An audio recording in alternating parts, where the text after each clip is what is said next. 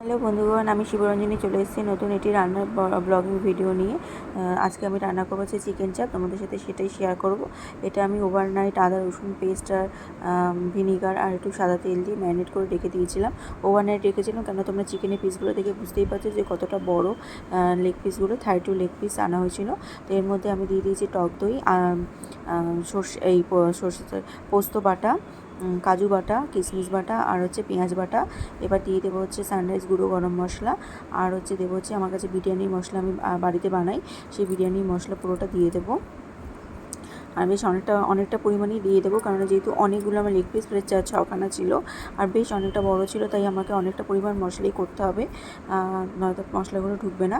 এরপর আমি এর মধ্যে দিয়ে দেবো কাশ্মীরি রেড চিলি পাউডার বেশ অনেকটা পরিমাণে, কারণ এটাই যা ঝাল, এরপর কোনো ঝাল আমি দেবো না এক্সট্রা আলাদা করে, কারণ ছেলেও খাবে।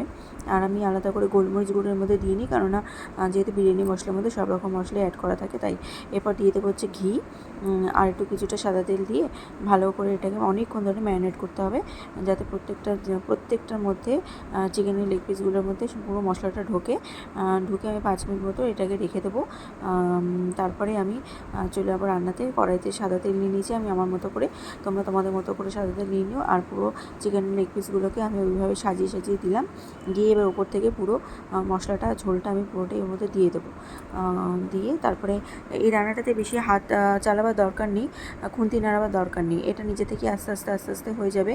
আর দেখো আমি একটু কড়াইটা চেঞ্জ করলাম, কারণ কড়াইয়ের মধ্যে উপচে যাচ্ছিলো, একটু বড় কড়াই নিলাম। তো এর মধ্যে দিয়ে দিয়েছি, দেখো এটা ফুটছে।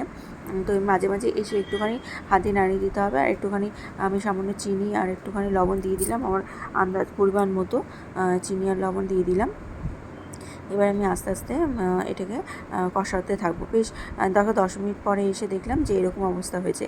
তারপরে এখন আরও 10 মিনিট আমি এটাকে কষাবো, মানে যতক্ষণ না পুরো মশলাটা চিকেনের মধ্যে ঢুকে পুরো তেলটা না ছেড়ে যায়, এটাই হচ্ছে।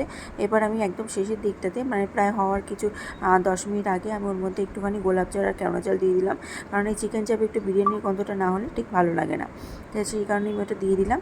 এবার দেখো আমার রান্নাটা পুরো কমপ্লিট হয়ে গেছে, মশলাগুলো চিকেনের মধ্যে ঢুকে গেছে আর তেলটা পুরোটাই ছেড়ে গেছে। তো কেমন লাগলো আমাকে সবাই জানিও। তার এখনকার মতো আসছি, টাটা, বাই বাই।